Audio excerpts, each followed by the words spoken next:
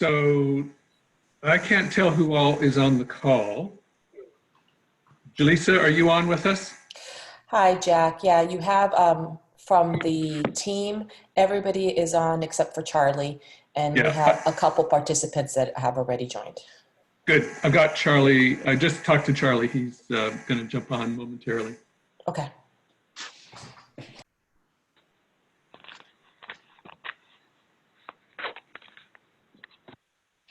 Do you want to wait for Charlie or you want to get started, Jack? Well, let's see. I've got 11 straight up. Why don't we wait a minute for Charlie? Okay. Yeah, this was the topic that had the most people that were signed up for technical assistance. Mm-hmm. I think maybe 6 of the 12 had said that this was important to them. So how many TA recipients do we have on the line, Jaleesa? You only have a few on the line, so maybe waiting a couple minutes. And Jack, just so you know, there's a little bit of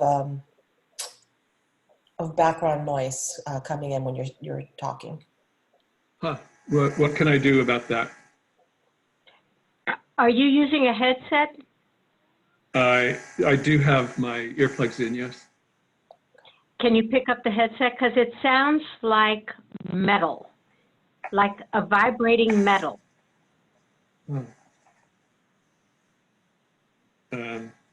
Yeah, I guess I don't know quite what to do because all I have is these two little earbuds plugged into my computer. Why don't you call in on a landline or a cell phone? Okay.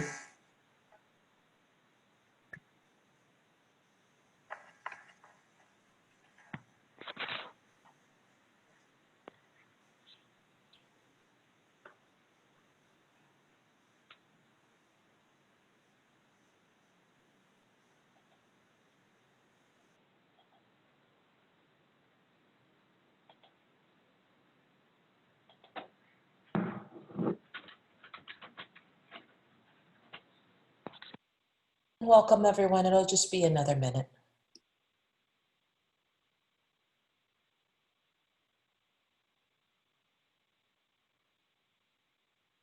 And there's Michael.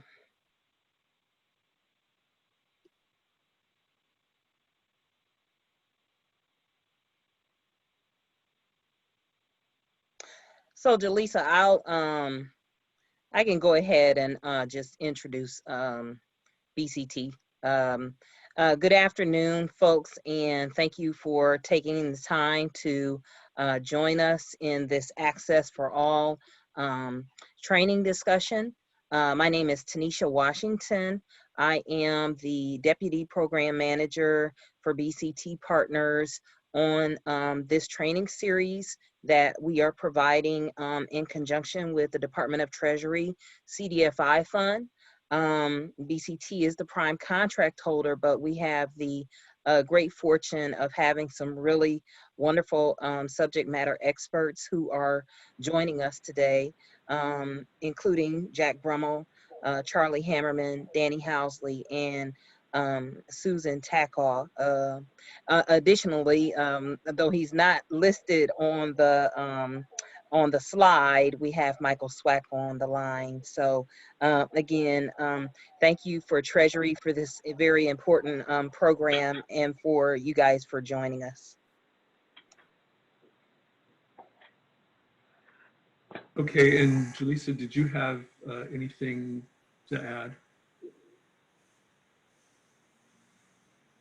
Brittany, do you want to just go over some of the logistical tips? Hi, everyone. This is Brittany from the Institute for Community Inclusion. I'll walk you through a couple of steps in terms of how to use the Zoom platform. You should see a raise hand feature. If you'd like to verbally contribute to the conversation throughout at any time, please feel free to raise your hand and we can unmute you. In addition, you also have the option to mute and unmute yourselves. This community of practice meeting is also being closed captioned. The captions are posted in the chat box. If you have any questions regarding that, please feel free to contact me as well or chat me directly. Again, my name is DeBrittany Mitchell. And lastly, if you have any connectivity issues, please feel free to message me directly. And also I want to point out that there is a phone number to connect to this meeting as well if you have any trouble connecting via your computers. Thanks, and without further ado, I'd like to hand it back over to Jack.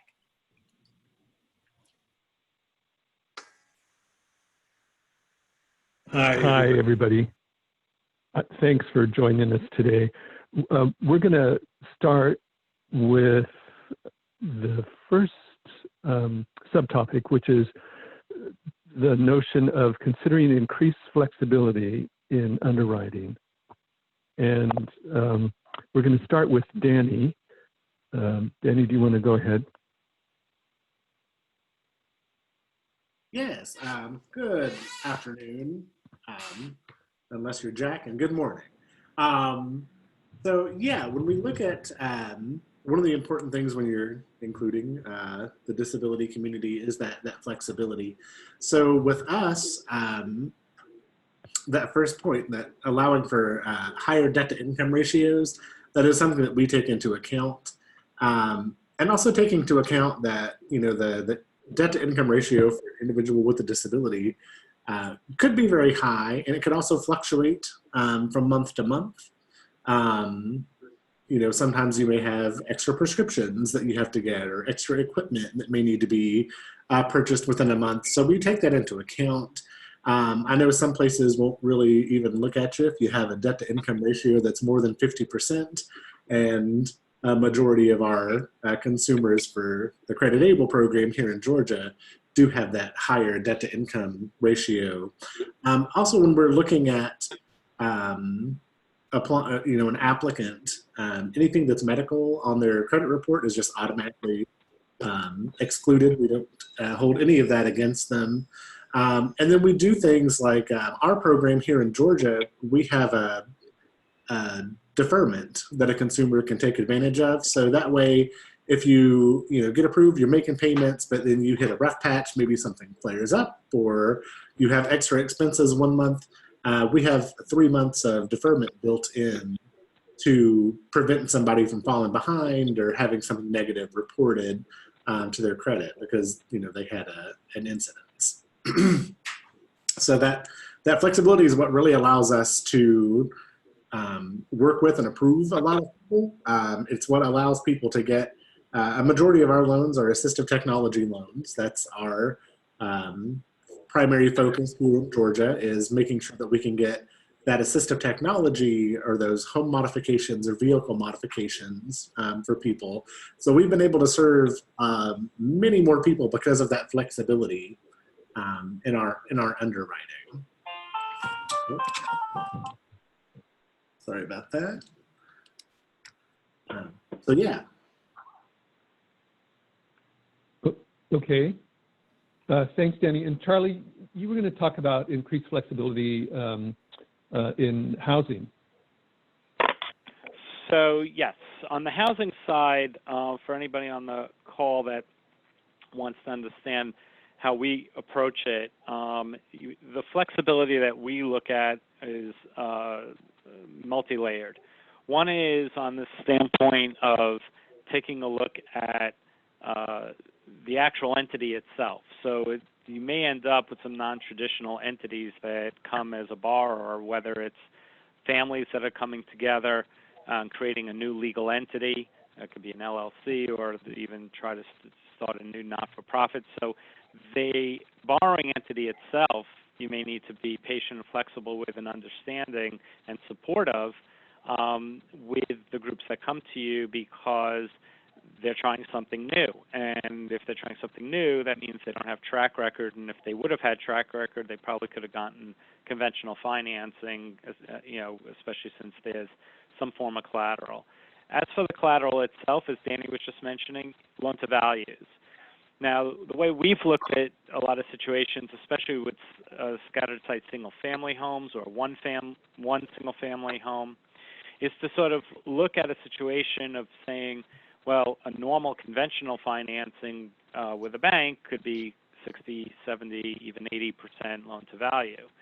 We've been willing to go as high as 90%, in some cases even a little higher, on the basis that we're trying to give the borrower an opportunity to build up some equity over time, then take them to a conventional financer and be able to do a longer-term mortgage. We do short-term, anything from 1 to 5 years, and that's the flexibility of what we try to do. Although what we will do is amortize out the loans longer, with the hope that even as they approach the 5-year period, we're not looking for them to pay principal and interest during the 60-month term, but rather trying to spread that out, beyond the 5 years, that we can then convert it into more conventional financing. As with interest and principal, another discussion, which is there flexibility to match up and potentially provide only interest only for a period of time. We've had some situations where we've done interest only for 6 months to allow the project to sort of get started. We've had some situations where we actually have taught the borrower how to put away a year's worth of interest, so therefore they didn't have to worry about it from a fundraising perspective, and therefore we were able to have it secure in terms of the first year and let them focus on growing a program or the housing or whatever was going on. So the flexibility from our standpoint has always been about approaching the borrower in an idiosyncratic way, not in a cookie-cutter way. Obviously, we have loan policies in terms of where the parameters are, but within those parameters, we've been incredibly flexible once the borrower shows up on our doorstep. Go ahead, Jack. Thank you, Charlie. So we're going to segue from housing to Susan. And Susan, let's talk a little bit about home modifications, which is both something related to housing and assistive technology. Thank you. So thank you, Jack. So similar to Danny, Pennsylvania Assistive Technology Foundation is an alternative financing program, and so our target is helping people finance the assistive technology that they want. Under that umbrella of assistive technology is home modification. So we will extend loans from $100 all the way up to $60,000. So the underwriting for the more extensive home modifications, which in general means that you are changing the structure of the home. So over $10,000 for the most part, we treat that as a home equity loan. Going back to some of what Danny talked about, we do look at debt to income. We are reading credit reports, and we are comfortable just looking at a debt to income that's at least 50%, sometimes a little bit higher. But again, it depends on what someone is trying to do and why they're trying to do it. Because since our target audience are people with disabilities and seniors, most people are making those home modifications so they are not institutionalized and so that they can age in place. So the aspect that they will repay us is very high compared to some of the credit card debt.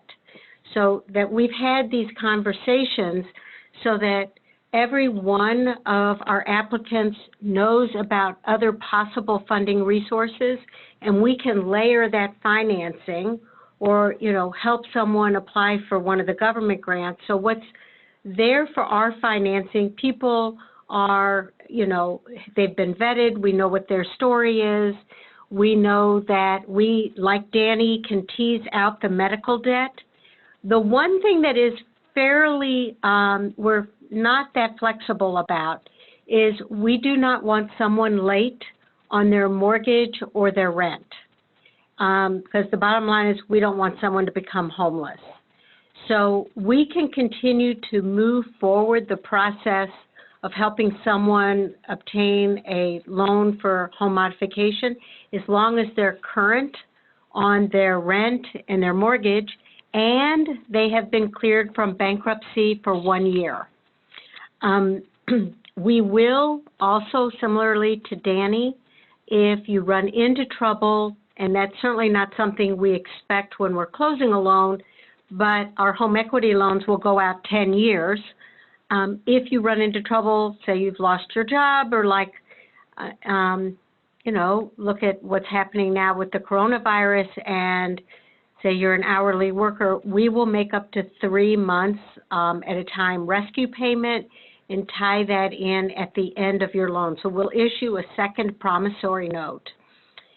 In general, with home equity loans, we prefer to secure those loans, but it's not always necessary. So recently, we extended a loan for someone who needed an elevator. They have a newly acquired disability. They can no longer use the steps in their home. So the elevator was not secured. Right now, we are hoping to extend a new roll-in shower bathroom modification, which is about $19,000, and not have that secured. But in general, the home equity loans are secured, and we prefer also, and if you're looking at this outline, we don't do much in the loan restructuring. So that would come up, and it's not listed right here, but it would come up sometimes with adapted vehicles, where someone has gone to a vehicle vendor, they've been charged a great deal of interest out 15 years, and they realize that they're just going to be rolling over one loan into a new product, into a new vehicle, and we will make exceptions and we will refinance that. My colleague Tracy's on the phone, and Tracy, if you could let me know if I have kind of neglected to say something, that would be great. And maybe you can't, maybe you're on mute, but you can let me know and I'll fill you in. But those are kind of the basic parameters around for our program on home modifications going up to $60,000. Again, we try to make these loans as affordable as possible. So everything from $2,000 to $60,000, we are leveraging other bank money. We have contracts with those banks, so they're, quote, partnership loans, and we buy down that interest rate by 1%, so it's 3.75, the life of the loan, to make sure it is as affordable as possible. Although our programs will lend to all people with disabilities and family members or advocates for that assistive technology, we know through our data collection that the vast majority are low income. And so that means we are very committed to making this as affordable as possible. That's why we're there with 3.75. And we have paid our bank a 1%, one time only, on the principal, so that there is no deeper relationship building. Like, our borrowers are not sent credit cards, they are not sent other marketing materials, and we are all committed that there are never any fees that are attached to this applicant or this loan. So credit reports, we absorb those costs. There's no application fee, no origination fee, no closing cost fee, no document fee. When we say no fee, we mean no fee. Those monies we raise through foundations, local foundations, but our goal here is to really help someone get the home modifications they need and to build their credit, improve their credit. So, Jack, it's back to you.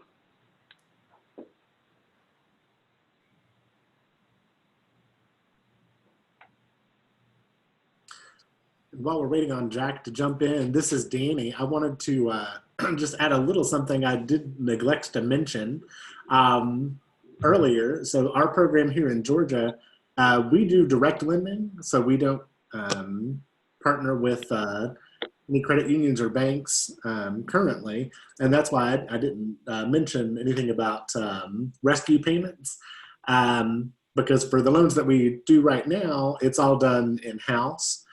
We did, in the previous iteration of our program, we did a lot of vehicles, and so if somebody did run into trouble with that program, that was a partnership program with 3 credit unions, then we would issue rescue payments for up to 3 months as well to make sure that that person didn't lose their vehicle, because a lot of our folks that were in the van program, they were in very rural parts of Georgia and they really needed that accessible vehicle. So we wanted to make sure that somebody didn't lose their connection to the community because of a missed payment or because of a temporary financial hardship.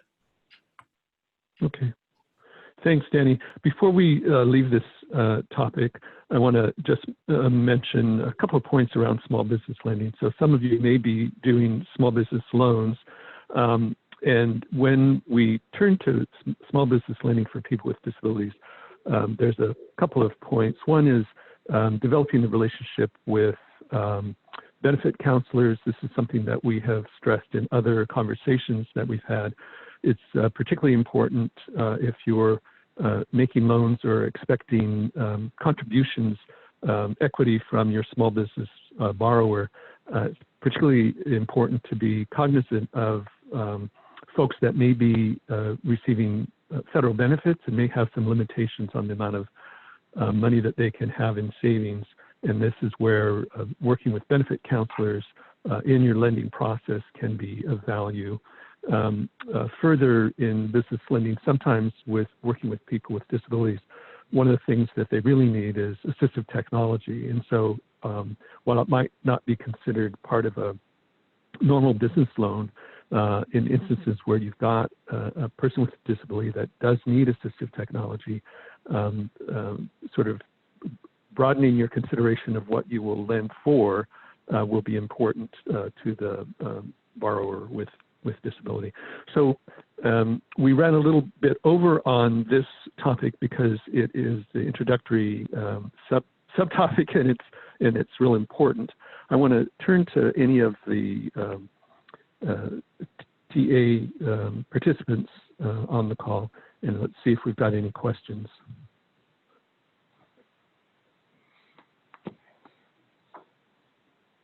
You can type something in, or you can unmute and speak if you've got something to contribute or something you want clarification on and something that we've presented.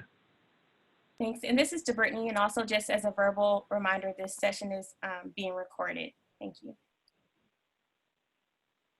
Okay. Thanks. We will have some period at the end of the presentations. We'll have a period again for people to ask questions or contribute any thoughts that they have. So I'm going to move on to the next subtopic, which is offering unsecured loans. Susan touched on this a little bit already, and we'll spend a little bit less time on this. But Susan, do you want to say a little bit more, and then we'll have Danny and then turn it over to the TA participants? So in our world, we have found, our world being that of disability, we have found that there are quite a few people who have disabilities who have no credit, and obviously many who have poor credit. So it's that transition age, for example, of people young adults who have no credit. And one of the, realities of today's world is that you need credit in order to have a job or to rent an apartment. So we created a direct lending program that we also support by other monies, not just Cdfi monies, although that's where we started off. And it's for $100 to $2,000, again, really making it affordable for assistive technology. So $100 to $2,000 at 0% interest, 0 fees. And the Philadelphia Foundation helps us offset that cost by, again, we are running the credit reports. All of those loans are unsecured. And the reason is, A, we this is stuff people really need. So it's not like some programs where they're offering a credit building loan, but it's for rent or a deposit to, you know, be able to be a tenant, but rather it really is for assistive technology. So we intentionally are not putting a lien on a vehicle or a home. Those would be the only two things we possibly would imagine doing anything. So they're unsecured loans, 0% interest, 0 fees.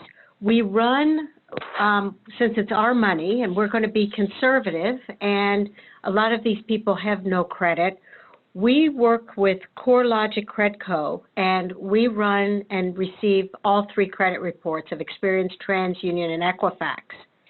I know that not all programs feel that that is necessary, but we have found that there can be 100 points difference in those credit scores. I mean, it happens frequently enough that the $16.16 that it costs to get all 3 credit reports is well worth it to us, because we want to know as much as we can about the applicant.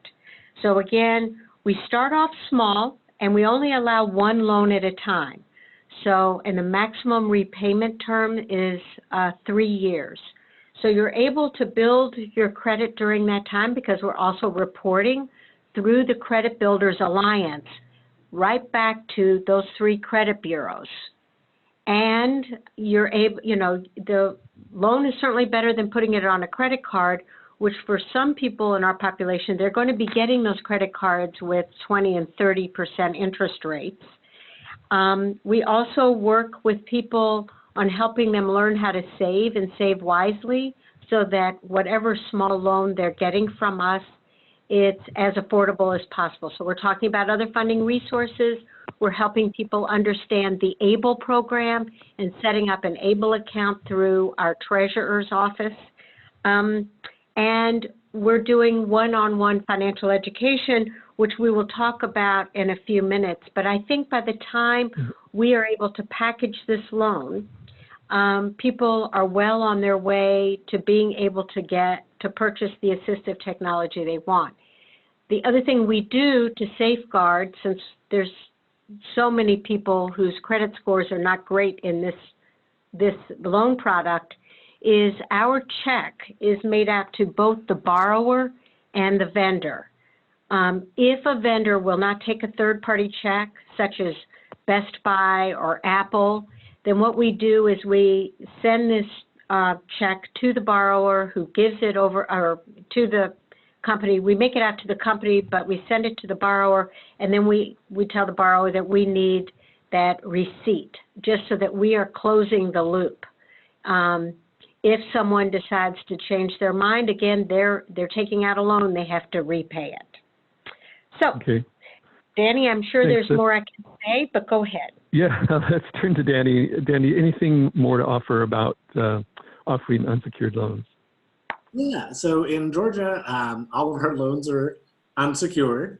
I mentioned the previous iteration of our program with the vehicles, those were secured. But when we were looking at doing the smaller dollar loans for assistive technology, you know, the cost of trying to repossess something was far outweighed what the device was worth. And, you know, we didn't want to be, you know, the organization that's going in to take away somebody's stair lift and trap them in their home. So, you know, with our program, yeah, excuse me, being able to work with the consumer that way to provide that, it's one of those things that builds up that trust. And we offered about 2 years ago, we started offering us an even smaller dollar loan. So our usual assistive technology loan had to be used specifically for a modification or a piece of equipment. We started a small credit builder program, so that if somebody wanted to take out, you know, something less than $1,000, it would give them a fixed interest rate, and they could have a little more flexibility with how they were using it.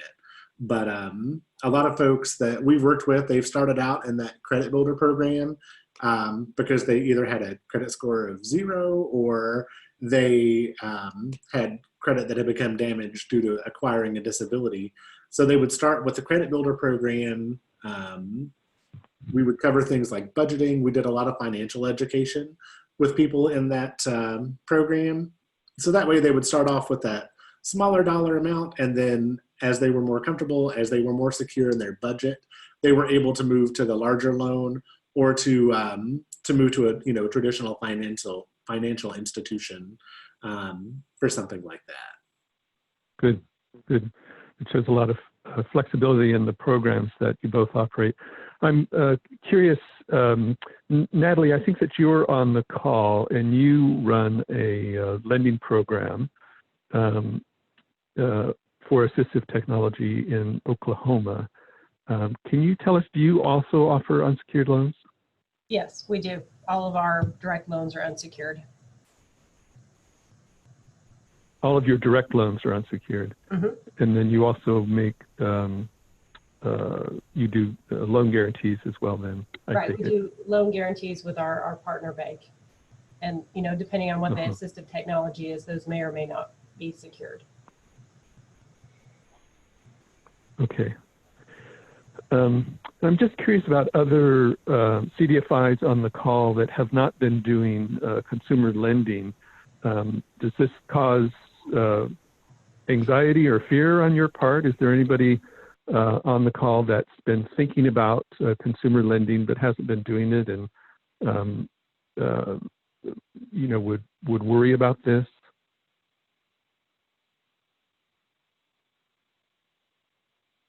Okay. Very good.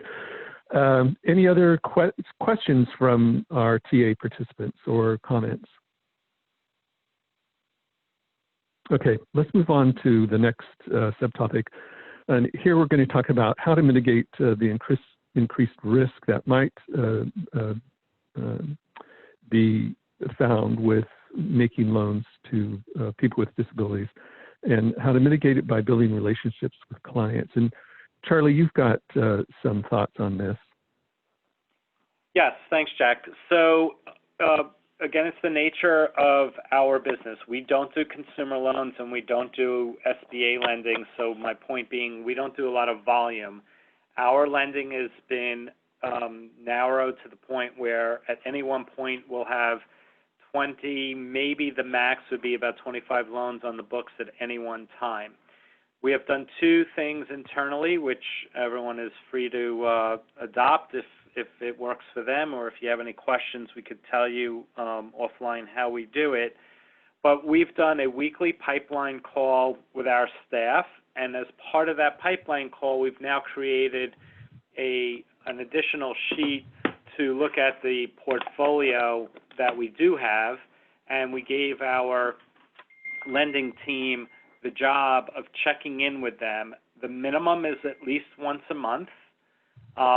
Sometimes it may be more often. There's one loan that we would consider to be our highest risk loan, even though collateral is not the issue. So collateral, we have very good collateral in the loan.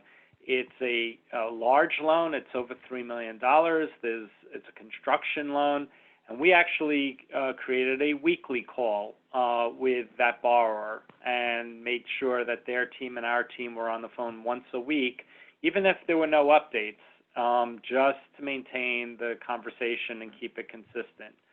So from our perspective, that does mitigate risk in a very large way. We are a national CDFI as well. So traveling to each of the borrowers every single year is not really the easiest thing to do. But what we've done is put things on a rotation. So if we go to see a third over the course of 3 years, we'll sort of get out there, see the actual projects, be with the people.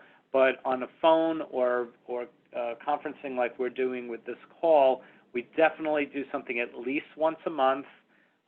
It also helps with regard to the reporting. So they obviously need to give us reporting on financials. We have very sticklers in terms of social impact reporting from the borrowers. We actually make social impact reporting an event of default if they don't give it to us. So this constant communication in between, let's say, an annual checkup is very, very powerful for us. Back to you, Jack. Good. Okay, thank you. Danny, do you have anything to add about that building relationships as a way to mitigate risk? Yeah, absolutely. So with our program in Georgia, we do have multiple conversations with our consumers, both through the application process as well as, as they're working their way through the loan. I always ensure that our folks feel comfortable giving us a call if they have any questions. And this portion about introducing clients to community supports they may not be aware of, that's a lot of what I do when I work with somebody who's applying. Whether they're approved or not, I always make sure that they have a list of resources for both, their independence, education, financial education, credit repair, lots of different things.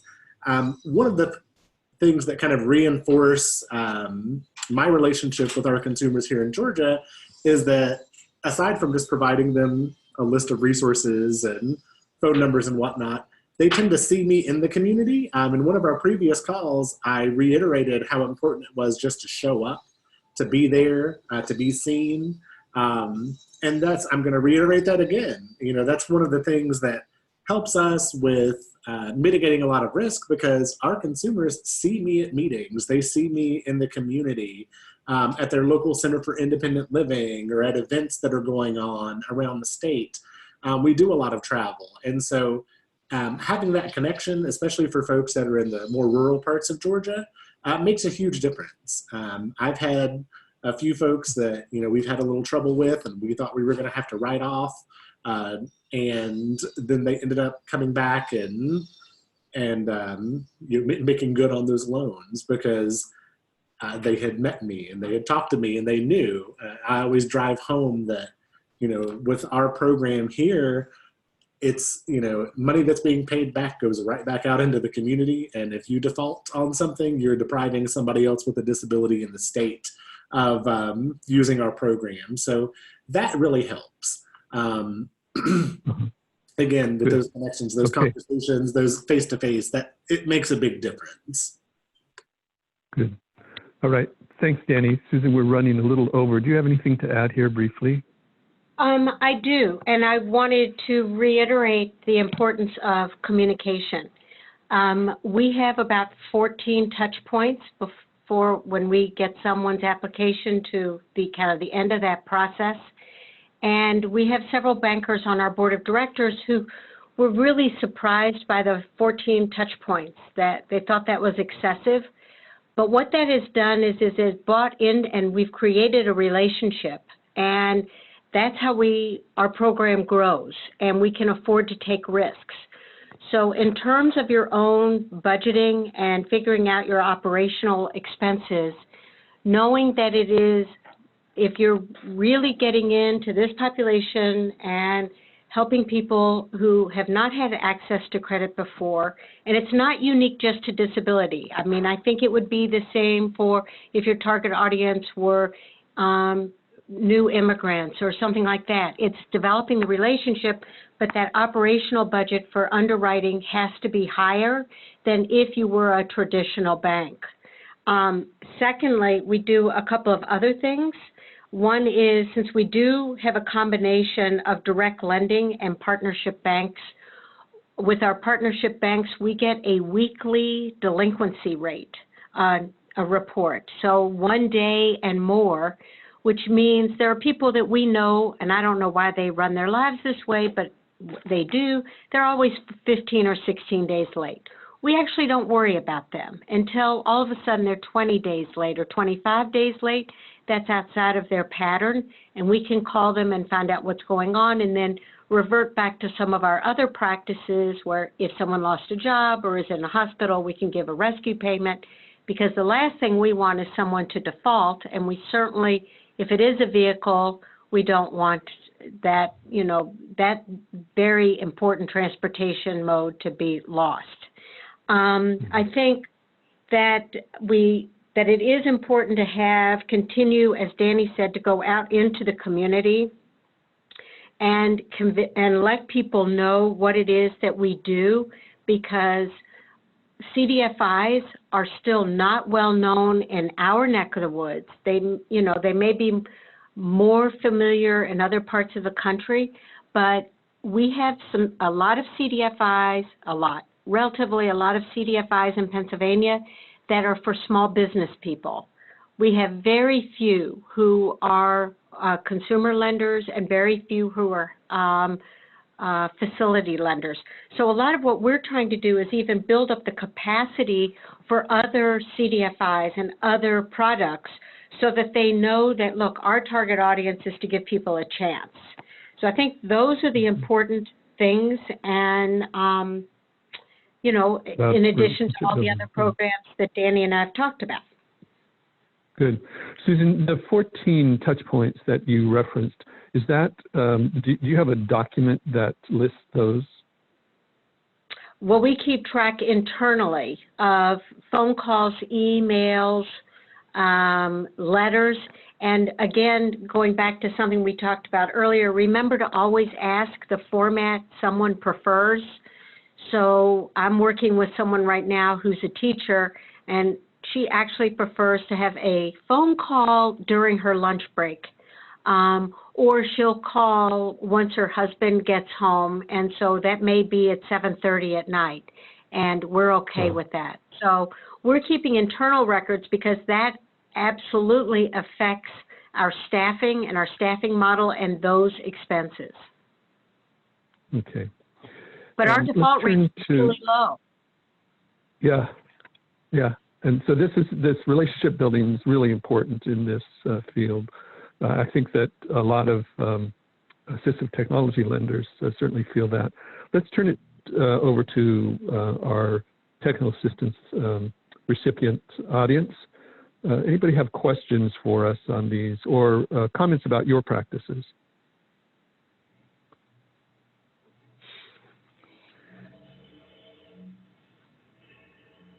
Okay, I'm going to, just 1 second. Anna Magnuson in Iowa, I think that you have a program, and I'm curious on whether or not you can unmute yourself and talk about the way that you deal with relationship building as a risk mitigation mechanism. Okay, yes. So this is Anna. Can you hear me? Yeah. Yes. Oh, great. And thank you. I'm so sorry. So I also have Sophie Howe, who is with me, who is our loan officer program assistant. And one of the reasons why we wanted to bring Sophie onto the team is because she has experience working with member relations with the bank. And so just like Susan was talking about, is meeting the individual based on their individual needs. And we have many of our borrowers who have different work schedules and different needs, and maybe they don't want a phone call, they just only want to be emailed. But one of the other things that Sophie and I have been talking about is developing those relationships where we're not just talking to them when their statements are due or when there's a problem.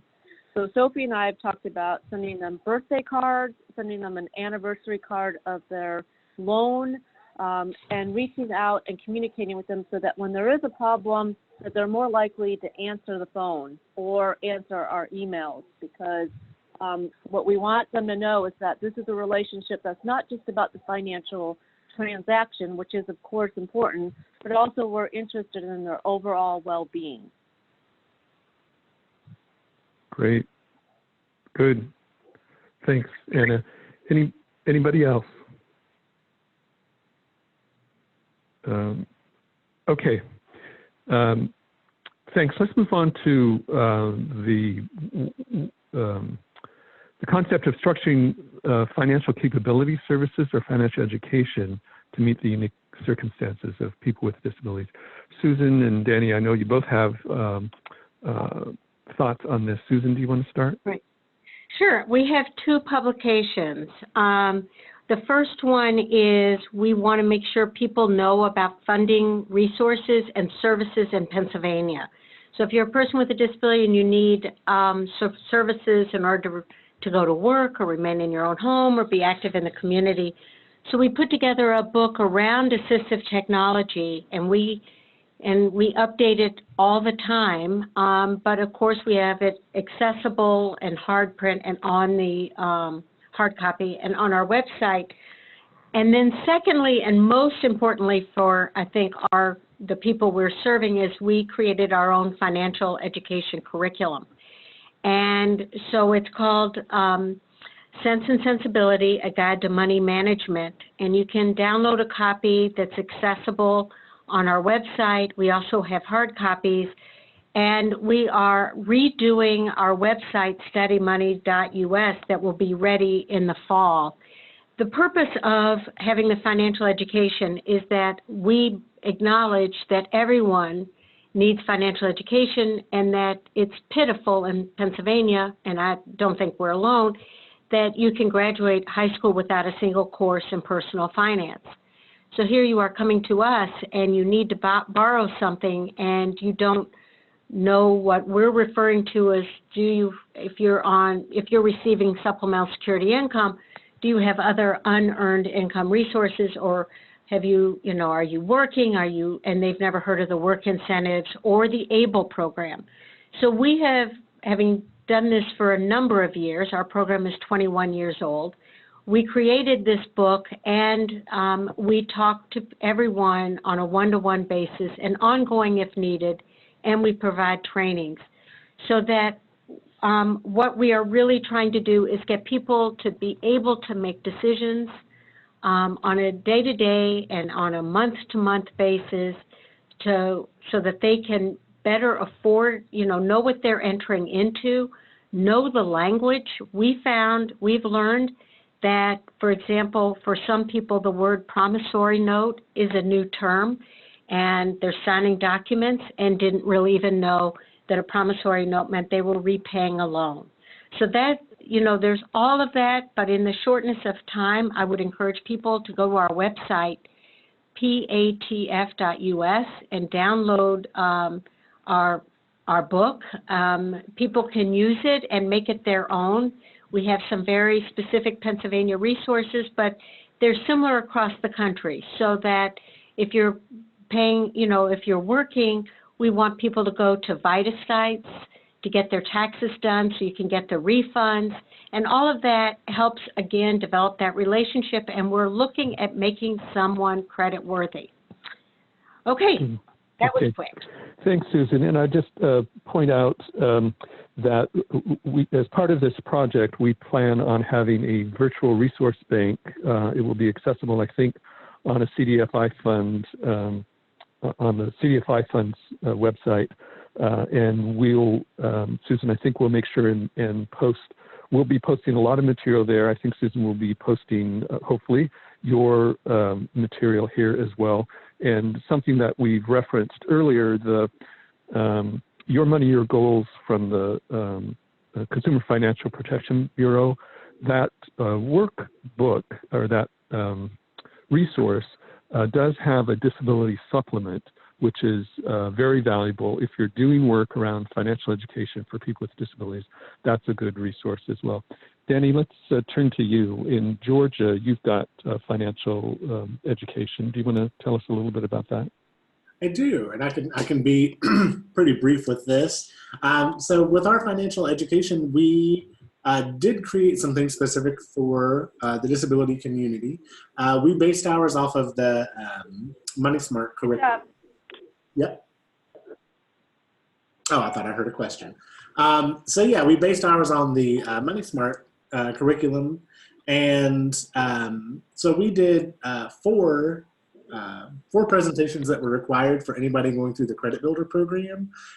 So we had the basics of banking, the basics of credit, assistive technology acquisition, because that's one of our primary focus, and then financial health and avoiding scams and things of that nature.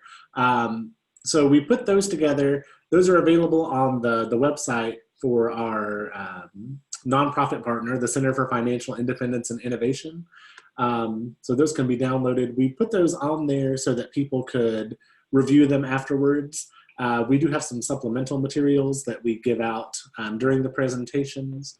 But with us, we like to give those in person. Again, it's about, that personal connection so that they see either myself or the administrative person for the CFII come in, give those presentations, and answer any questions that they have. Tools for Life also has an online resource called Dollars and Cents, much like Sense and Sensibility, right? So we have that so that people can go in, they can add resources.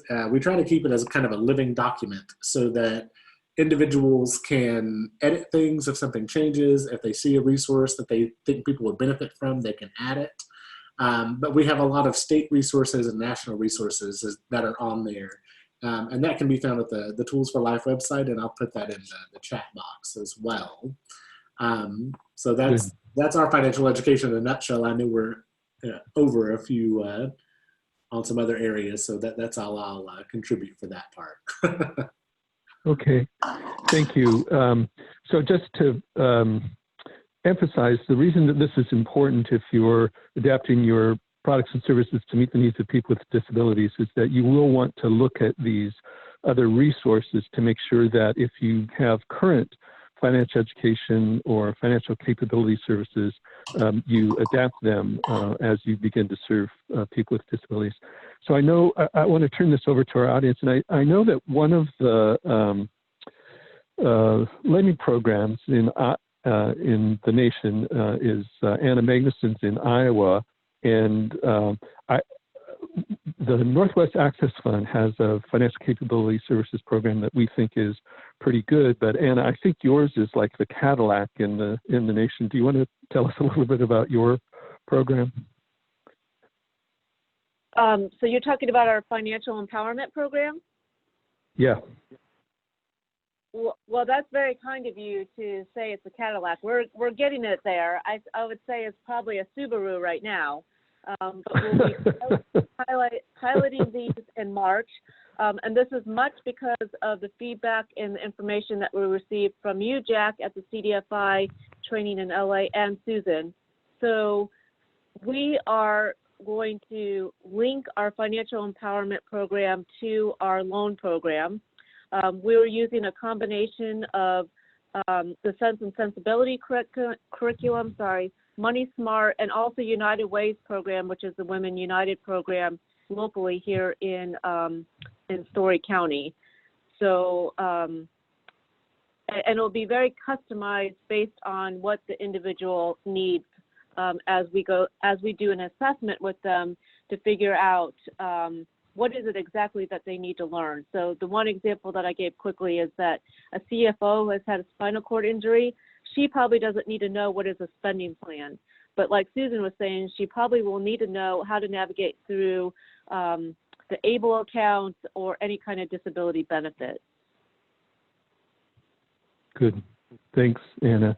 And I think, Natalie, in Oklahoma, I think that you've got some financial education services as well. Is there anything about yours that you'd like to share? Yeah, ours is also based on the FDIC Money Smart, and it's similar to what Anna said in terms of we provide information depending on what the applicant needs, where they're at. Okay, thanks. Anybody else, any other CDFIs that may be offering financial capability services? Anything you'd like to share, or any questions you might have about how to go about modifying what you're currently doing?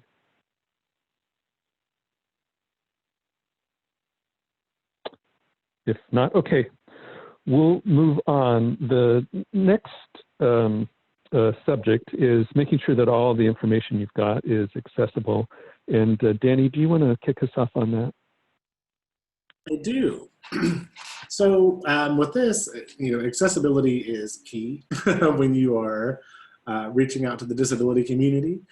So with us, in the past, our application was primarily paper. And then I came on board and we moved to a more electronic format. But we do provide information in a format that any individual requests. So for our educational materials, we've done Braille. We do a lot of electronic format because that tends to work well for a lot of people, whether it's learning disability or vision or what have you. So we do try to start with electronic and then we branch out from there. When we are having meetings, we try to make sure that they're captioned at a minimum. If ASL interpreters are requested, we accommodate that as well. And we're looking at technologies that are going to help with making that more accessible. There are services where you can do very affordable remote captions and remote sign language interpreting. So that's, oftentimes when people think about accessibility with materials, the biggest barrier are people that do want that Braille format. Anything that we do print that we give out, we also make available online, and we also use a minimum of 18-point font with anything that we distribute in person. But again, it's about having that flexibility. And sometimes it's also, if we're caught off guard by something, if, maybe a bag got left with some of the materials, we also introduce people to some assistive technologies that can help in a pinch in the meantime until we can get them the format that they need. But that is important. Offering those alternatives, that will build trust with an individual, with an organization that you may be working with. And it's just good practice to have that. So again, with us, we start with electronic and then we go from there. So sometimes people, especially in the rural parts, will say we don't want electronic because we don't have internet access.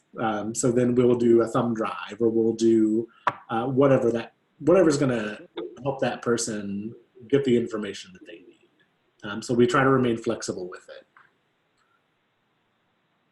Okay, thanks. And I want to point out to people, our current plan is to have our final webinar on March 31st covering marketing and outreach and networking, and we'll spend a little more time on accessibility in communication during that webinar. So Susan, you have something to add on accessibility. Right. Well, one of the questions we always ask people is what is the format or what accommodation someone needs. And some people who have been around a while or are advocates, they will know exactly what we're asking and will fill it in. So one of the things we've learned to do is give people additional options just so that they know what we're asking is, if we're having a meeting, are you a wheelchair user? Do you have an attendant with you? Do you need something in large print or Braille? Would you prefer a thumb drive?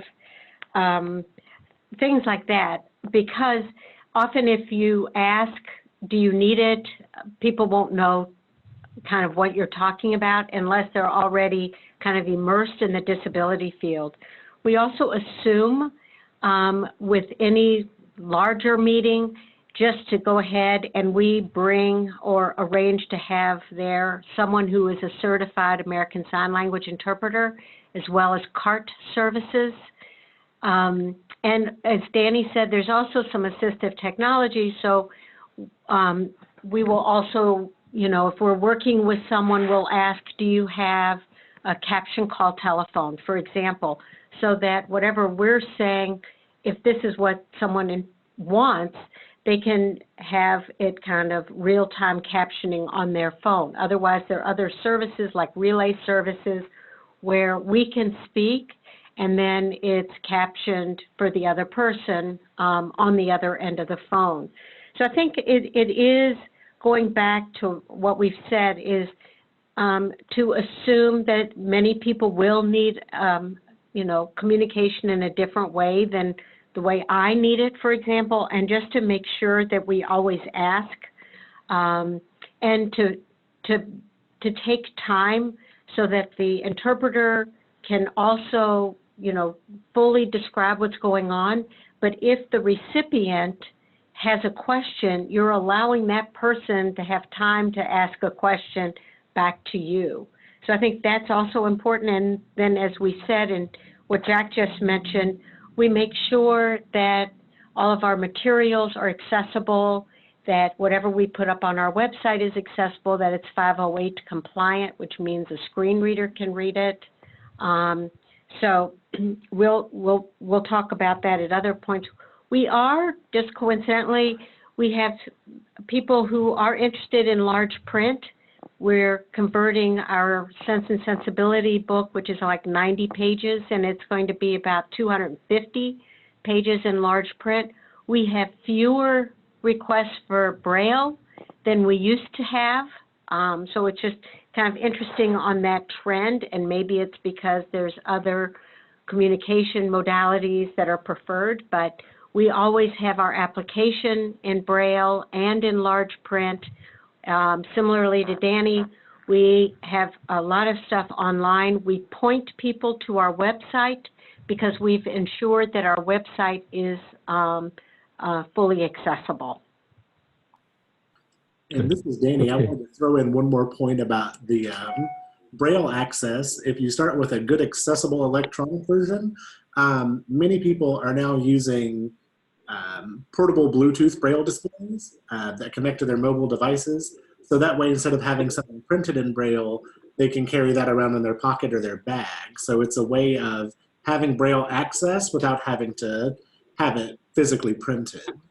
So that may be one reason that you don't get as many Braille requests. We've seen that trend here in Georgia quite a bit. Okay, thanks. Let's turn it to the rest of our audience. Do people have any questions or anything to add about the accessibility in communication in terms of making sure that your products and services meet the needs of people with disabilities? Questions? Concerns? Jack, I would say one thing, one additional thing that Cdfi, like all businesses do, if you really want to be inclusive in your products, I would just kind of bite the bullet and in your budget put a line item in your operations for accommodations. And just to assume that if you're really meeting the breadth of all people with disabilities, that there will be accommodation charges. So when we were working with one of our partner banks and someone we were working with who is deaf wanted to purchase a home, so it was much bigger than what we could possibly provide in our $60,000 loan, we helped arrange for him to meet with this bank who had never worked with someone who was deaf, and we provided the American Sign Language interpreter. Now, it is true that a bank should also know where to find interpreters, certified interpreters, and I really want to stress the importance of certification, especially if you're talking about money. So you all may remember years ago when you had the Hurricane Sandy, maybe it was on the East Coast, so I remember it distinctly. They had a non-certified sign language interpreter who was making up words. So I would definitely go for the certification. But anyway, what we did was we introduced this bank to someone who was deaf, who had fabulous credit, who wanted to buy a home. And by having this sign language interpreter there, they were able to kind of make that initial connection, and then this gentleman was able to buy his home from this bank. So in your budget, I would put in a line item around accommodations, and that way you have the flexibility to either make something in Braille, or you're having a meeting and you have an interpreter there, you have cart services, but it has to be a conscious it's got to be conscious. It cannot be an afterthought. Good. Yeah, good point, Susan. I would say that a lot of the alternative financing programs around the nation, I think, certainly consider accommodation as a line item in the budget every year. And people, Cdfis that are wanting to meet the needs of people with disabilities will also want to plan ahead for that. Thanks. I wanted to throw one more thing in there. Go ahead. We're talking about sign language interpreters. I mentioned previously video remote interpreting. That's something that you could use in a pinch. So that way, if you do have a consumer that comes in that does use sign language, there are services like there's a website called Sign Glasses. They do $1.50 a minute live interpreting. So it's an actual person, and you can do captions or ASL that way. And then there's other services like Purple that, again, they use interpreters that are certified and they're actual people rather than trying to rely on maybe an AI for captioning or something like that. ASL has never been more accessible than it is now by using services like that. Great. Okay. Thanks. Any other comments or thoughts here before we move on to the next topic? Jack, this is Jaleesa. There's one comment Yes. from, I'm sorry if I'm mispronouncing your name, Shaban. She just said that they'll need Shaban, recommendations on where to begin. Yes. Good, Shaban. Okay.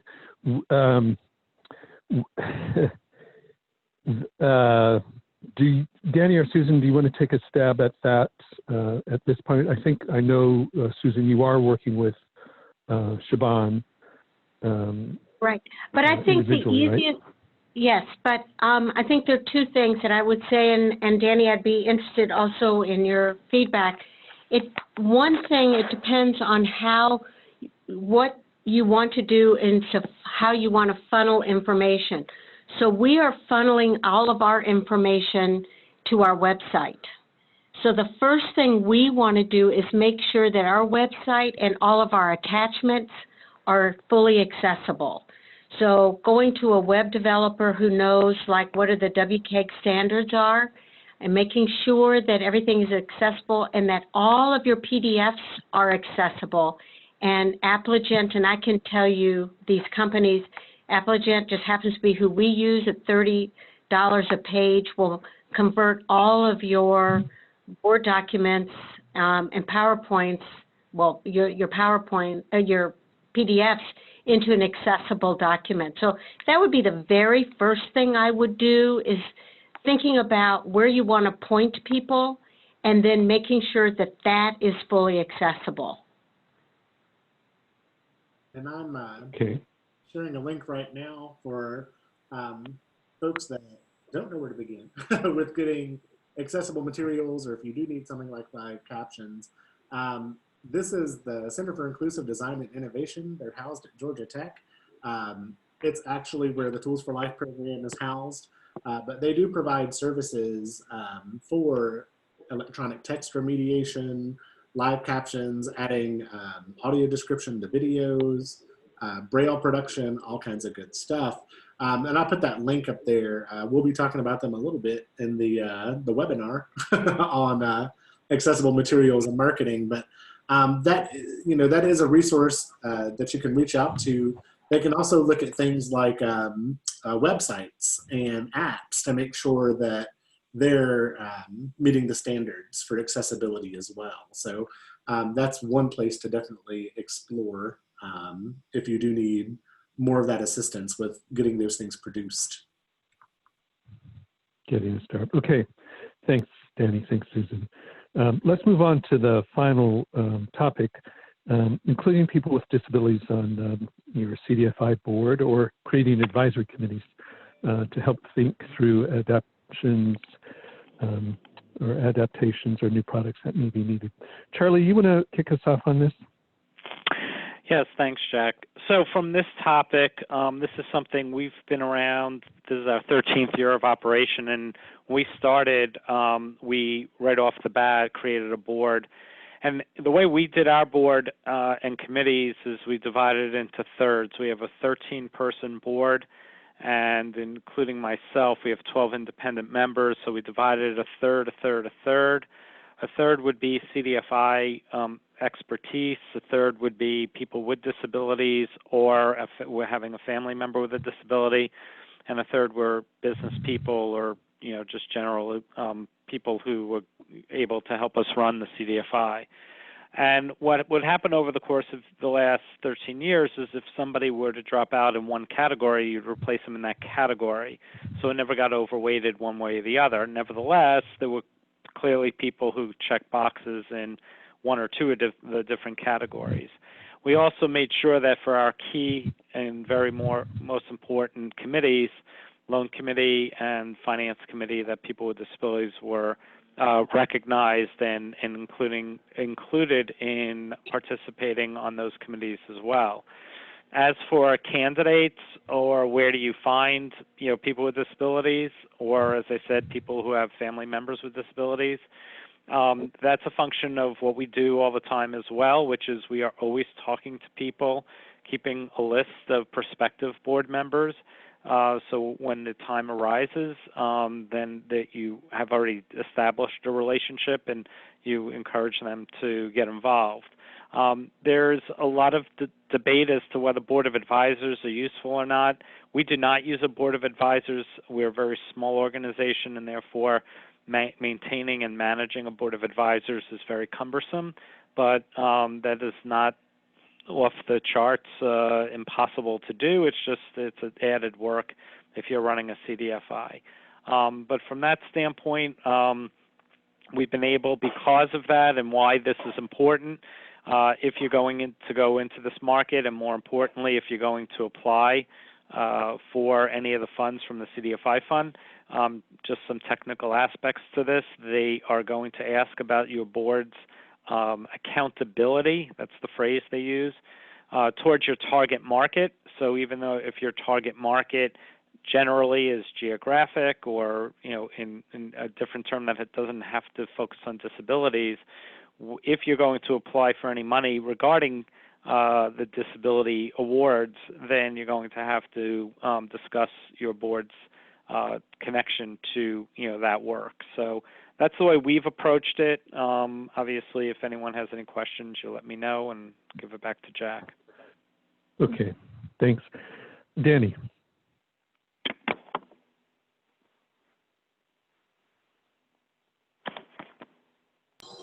Oh, sorry about that.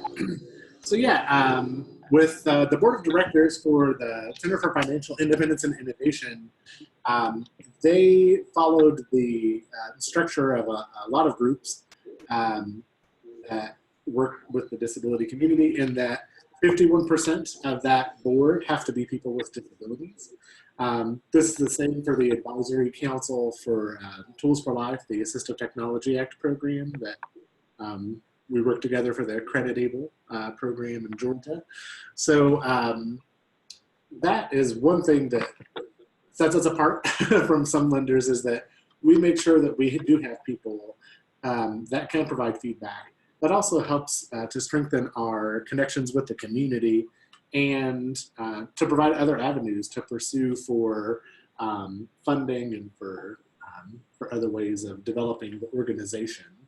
It also provides a unique perspective because a lot of our folks, specifically with the CFII board, there are both people with disabilities and people that have a background in finance. So you're getting that good mixed perspective there. But it is important. It does help with your credibility as well. So rather than trying to dictate how things are done, and somebody with no experience with the community, you are having some of that buy-in. And for me personally, I prefer a board to an advisory council, unless the advisory council has some teeth to it, to actually push forth some change in the organization or the program. Mm-hmm. Okay, good. Thank you, Danny. Susan, what can you add? Well, what I could add is we also agree, I agree both with Charlie and Danny. We're a small organization, so we don't have an advisory committee, and advisory committees can be discounted. So we believe that people with disabilities and immediate family members should be on the board to help direct the policies. And for us, we are also, as part of our mission, we do policy advocacy. And people with disabilities can speak from their own experience or those of their colleagues and be very effective and help us create programs that the board works with us on and ultimately approves where there are gaps. So right now, for example, kind of as a help, through this training process that we've had since New Orleans, we're developing a whole nother product around housing, because I've been able to work with the board and say, look, here's this gap around trying to work in scattered site housing and provide home modifications for renters. And so I think it's the board, they understand what we're talking about.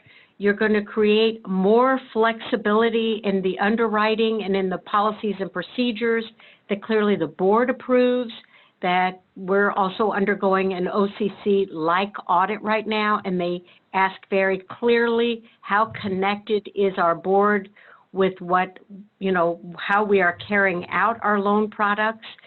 And having people with disabilities shows that there's a direct link. Going back to what Charlie said, yes, in the Cdfi application, remember I don't remember the exact number, 10 to 12, or maybe fewer. Anyway, who's on your board of directors, and make that link with your target audience. So the target audience, obviously, with Cdfis are low-income people. So what we do is have low-income people and people with disabilities. So we have people with disabilities who also may or may not be low income, but they have a connection to the low income community and can help us create those programs that best meet the need of individuals with disabilities. So I would go back to the connections and the relationships that we need. We all need relationships, and kind of going back to some of the previous questions about how do you connect to the disability community. That can be part of the role of the board, is introducing their networks to you, as well as helping you ensure that your products and services are flexible and meet those needs. Good. Okay. I think we're reinforcing a point that was made earlier about participation of people with disabilities. Earlier, I'm in another community of practice call about the engagement of people with disabilities in your work. I want to suggest, and I think that all of us presenting today may have a bias towards people on the board, and I think that that's a good idea. But I also want to emphasize that there are different ways to do it. So your loan committee, if you are starting to make consumer loans, you might consider having loan committee members. If you don't have the board making all the loan decisions, you might consider having loan committee members be people with disabilities, and have the loan committee, as you are designing your products to serve people with disabilities, make sure that you've got representatives of the disability community on the group that is helping do the design, and then ultimately have representatives of the disability community on the group that is making loan decisions. And so it will sort of depend on how you're structuring both your board and your lending process. But our recommendation, you can tell, is that you get as much engagement in both the policy setting processes and the decision making on your ultimate recipients of your products, your loans. Get as much participation as you can from the disability community. So I want to turn it. There are people on the call that may not have any people with disabilities that are currently a part of your board or lending processes, and there may be some that are. Let's hear from other people about either concerns or ways that you're dealing with this now. Jack, this is Susan. I wanted to add one thing, and that is people may not be aware of who may have a disability in their community because, again, you know, some disabilities are hidden disabilities. But even so, if you'll recall in the 50s, you would always find the answer was, I couldn't find a woman who was qualified. So obviously that's nonsense. And the same, I believe, is true around disabilities. Well, I don't know people with disabilities, or maybe, you know, you have a special category for disability versus lender versus whatever. I, again, think that's nonsense. Our first board president was a well-known finance person, a banker. He started up 2 banks, and he had a spinal cord injury. So I don't think we are not promoting you have a category of disability and then you have a category of someone who's well-versed in the finance world. I think it's a question of networking, and just like in the 50s, you couldn't, quote, find qualified women, it's, you know, it's kind of working in that same direction. Mm-hmm. Good point, Susan. All right, anybody else? Concerns about this subtopic or suggestions, further suggestions from people, such as Natalie, your practices in Oklahoma, is it folks both on your board and your lending body? Our board serves as our loan committee as well, and we're similar to the other organizations that we have a majority of people with disabilities on the board with a variety of different skill sets to offer. Right. And I assume, Anna, that's true for you as well? Well, unfortunately, it's not. But with our vision and mission committee that helped inform our pilot programs, we made sure that individuals with disabilities were represented. And we're doing like what Susan said, is we are being more thoughtful and deliberate about how we do board recruitment. Good. Okay. Any concerns from folks that don't currently have folks with disabilities represented on their board or in their lending process?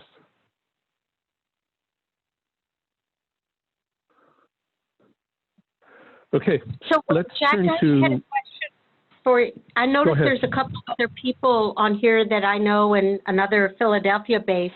And one question that may be coming up is, how do you know where to begin on finding people with disabilities who are interested in Cdfi work?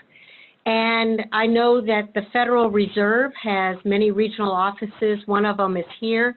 They have an educational unit that then have in their broad regions. So there's a strong educational one here in Philadelphia, Chicago, St. Louis, Atlanta.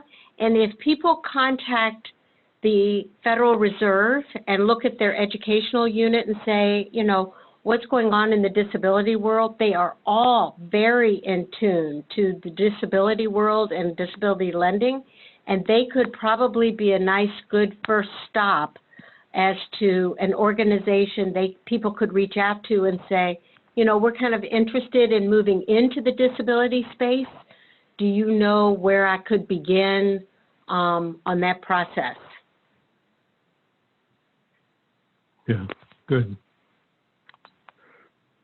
Okay, let's talk generally about any of the topics. Are there further questions for the subject matter experts, or comments or concerns by the folks that are on the call?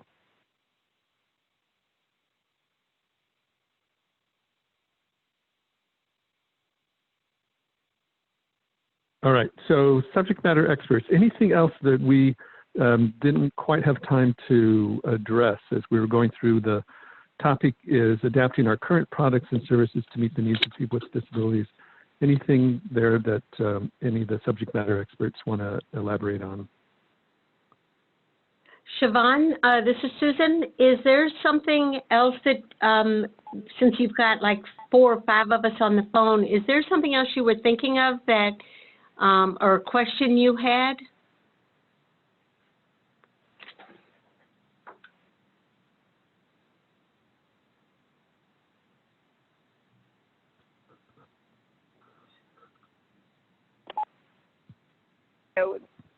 Like a recommendation for a vendor or what have you where we can get started, because I know that that's the first step for us, and I know that none of our stuff is accessible.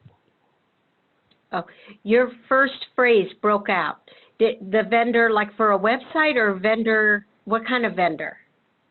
Yeah, like a vendor for a website. I was wondering what, people who are familiar in this space think we should take as a first step, and then what they would recommend for that. And so I think that the resource that Danny provided is great. That was really helpful. So I think that'll answer a lot of questions that I have in terms of accessibility.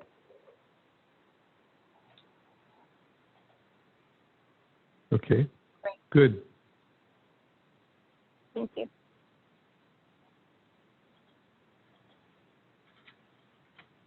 Anyone else? We are about 5 minutes from our allotted time. I think, If there is, go Jack, ahead. there's one other thing, just to answer the question, that if you're looking at websites, and I think Danny's suggestions is a really good one, but one thing that you might just kind of incorporate is looking at the Web Content Accessibility Guidelines, WCAG. So if you're looking at anybody who's doing website design, you want to make sure it's accessible. So like, do they have experience doing that? And that's kind of a code of, if they say, oh, we can make everything accessible, then the next question is, well, what do you mean by that? And if they mention some of this WCAG stuff and a WC3, then you know they have kind of a general idea of what you're trying to do, because those are those standards. And so you don't have to have a deep knowledge of it. You just need to know that first question or two. Okay, good. Anything else? Anything about underwriting?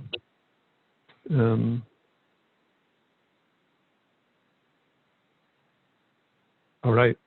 I think we can end the call. Thank you all for your participation today. And the next one? Yeah, thanks.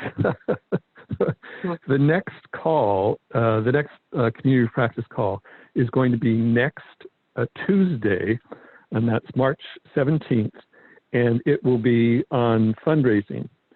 So we look forward to all of your participation in that conversation. Anything else for the good of the order? Okay, thank you all. Bye-bye. Bye. Thanks all.